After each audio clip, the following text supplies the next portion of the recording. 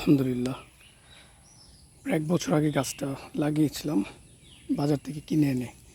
এবার ভালোই লেবু ধরেছে আলহামদুলিল্লাহ। খেজুর গাছ, রাইট? এটাকে এখনই লত এসে চাপা দিয়েছে এটাকে, right? Actually nothing grow without care. দেখুন, এগুলো আমার গাছের ঘাতক। পিষে খেতে হয় গাছটাকে, কোনো কিছু যত্ন ছাড়া হয় না,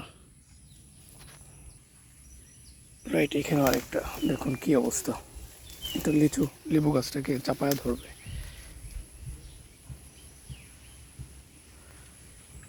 দেখুন এখানে ওরা আসতেছে আস্তে আস্তে গাছের দিকে, right? Nothing grow well man without care. Everything needs care and regular care, supervision. যাক, ইনশাল্লাহ এটা হবে একদিন। তো মরিয়ম খেজুর, পেঁপে গাছ, এটা ঝড়ে ফেলে দিছিল 2 একবার। ওই পেঁপে আছে এখানে। আম গাছে এবার আম ছিল।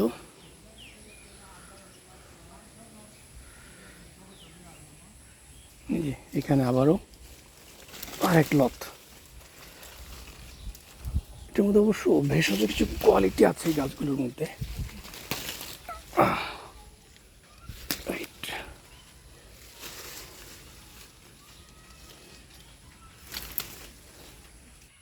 মাশাল্লাহ, এতে এবার ভালোই কাঁঠাল ধরেছে।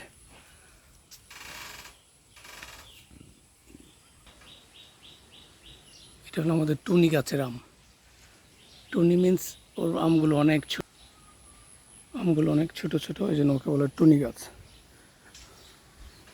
এটা হলো আমার নার্সারি, রাইট? একসময় আমি এখানে অনেক সুপারি, যে ফলটা খাওয়া হতো ভালো লাগতো, এটা বীজটা আমি এখানে রোপণ করতাম। এখানে হয়তো তারপর বিভিন্ন জায়গা থেকে নিয়ে লাগাতাম। বাট এখন মাসে 2-3 মাসে একবার এসে দেখা যায়, দেখি। As I love green.